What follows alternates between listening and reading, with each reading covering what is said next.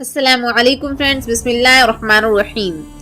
مدینہ کی وہ راتیں جہاں چاندنی میں ایمان کی خوشبو گھلی تھی، جہاں صحابہ رضی اللہ عنہ کے دل اللہ کی یاد سے لبریز تھے، جہاں نبی صلی اللہ علیہ وسلم کی مسکراہٹ لوگوں کے لیے رحمت تھی، اسی مدینہ میں ایک عظیم انسان تھا جس کا نام سن کر شیطان راستہ بدل لیتا تھا، جس کے فیصلے سے زمین و آسمان کانپ اٹھتے تھے۔ وہ تھے حضرت عمر بن خطاب رضی اللہ عنہ۔ لیکن آج ہم ان کی بہادری نہیں، ان کا عدل نہیں، بلکہ ان کی شادی کی ایمان افروز واقعہ سنیں گے جو محبت، نرمی اور سنت رسول اللہ صلی اللہ علیہ وسلم سے بھری ہوئی ہے۔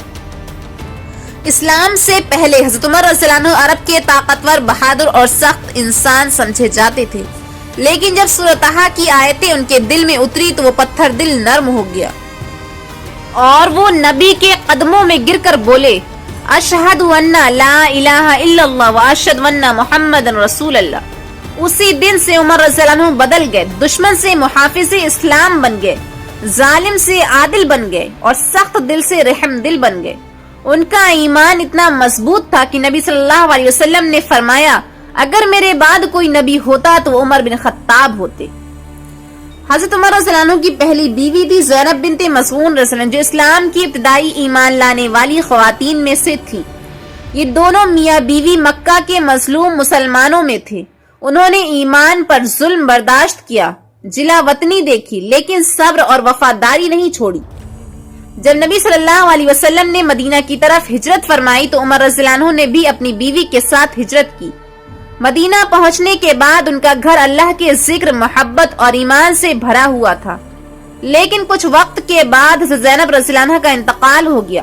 عمر رضی اللہ عنہ نے آنسو بہائے مگر فرمایا، یہ دنیا فانی ہے، میری زینب اللہ کے پاس بہتر جگہ پر جا چکی ہے۔ یہ ان کے ایمان اور صبر کی سب سے بڑی نشانی تھی۔ حضرت عمر رضی اللہ عنہ کے 3 بیٹے اور کئی بیٹیاں تھیں۔ بیوی کے انتقال کے بعد انہوں نے بچوں کی پرورش خود کی۔ اکثر راتوں کو بچوں کے لیے کھانا پکاتے اور کہتے، جو اللہ کے بندوں کا امیر ہے اسے اپنے گھر میں بھی خدمت کرنی چاہیے۔ یہ منظر اس باپ کی تصویر ہے جو دنیا کے سب سے طاقتور حکمران ہونے کے باوجود اپنے گھر میں ایک نرم دل باپ تھا۔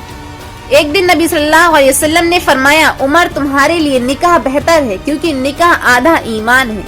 یہ سنت رسول صلی اللہ علیہ وسلم کی یاد دہانی تھی کہ عمر رضی اللہ عنہ نے عرض کیا، یا رسول اللہ، آپ جسے بہتر سمجھے میں اس سے نکاح کے لیے تیار ہوں۔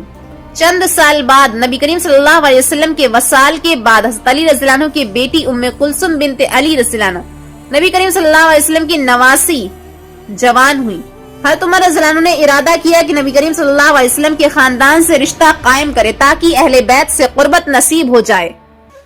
ایک دن حضرت عمر رضی اللہ عنہ حضرت علی رضی اللہ عنہ کے گھر تشریف لے گئے، ادب کے ساتھ فرمایا، اے علی، میں ام کلثوم بنت علی کا ہاتھ مانگنے آیا ہوں، اگر تم مناسب سمجھو تو میرا نکاح ان سے کر دو۔ حضرت علی رضی اللہ عنہ نے فرمایا، اے امیر المومنین، وہ ابھی چھوٹی ہیں۔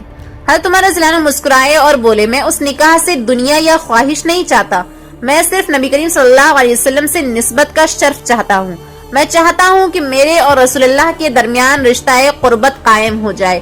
یہ سن کر حضرت علی رضی اللہ عنہ راضی ہو گئے کیونکہ وہ جانتے تھے کہ عمر رضی اللہ عنہ کی نیت صرف اللہ کی رضا ہے، نہ کہ دنیا یا طاقت۔ مدینہ میں ایک سادہ مگر نورانی محفل سجی، صحابہ رضی اللہ عنہ جمع ہوئے اور حضرت عمر رضی اللہ عنہ کا نکاح ام کلثوم رضی اللہ عنہ سے ہوا۔ مہر مقرر کیا گیا 40,000 درہم، جو اس وقت کے لحاظ سے مناسب تھا، تاکہ ام کلثوم رضی اللہ عنہ کو عزت وقار حاصل ہو۔ یہ نکاح صرف 2 خاندانوں کا نہیں بلکہ 2 عظیم روحانی قوتوں کا ملاپ تھا، اہل بیت کی محبت اور خلافت راشدہ کا عدل۔ حضرت عمر رضی اللہ عنہ کے ازدواجی زندگی ایک مکمل مثال تھی کہ طاقت میں بھی نرمی ہو سکتی ہے۔ ام کلثوم رضی اللہ عنہ فرماتی ہیں، میں نے عمر رضی اللہ عنہ کو کبھی کسی پر ظلم کرتے نہیں دیکھا اور کبھی اپنے اہل خانہ سے سختی نہیں کی۔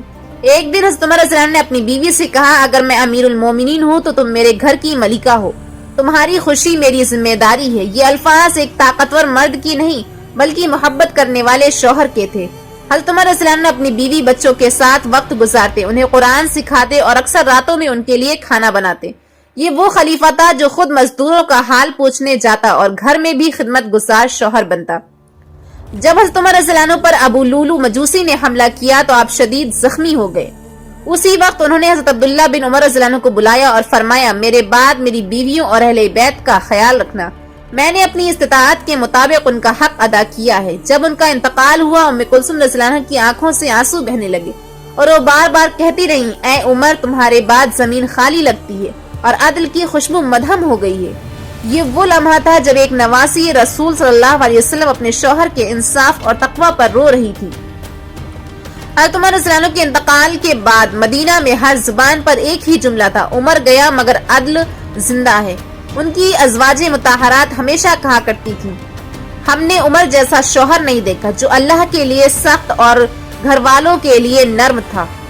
یہی وجہ ہے کہ تاریخ کے ہر صفحے پر حضرت عمر رضی اللہ عنہ کی ازدواجی زندگی کو محبت، تقوی اور عدل کی علامت کہا گیا ہے۔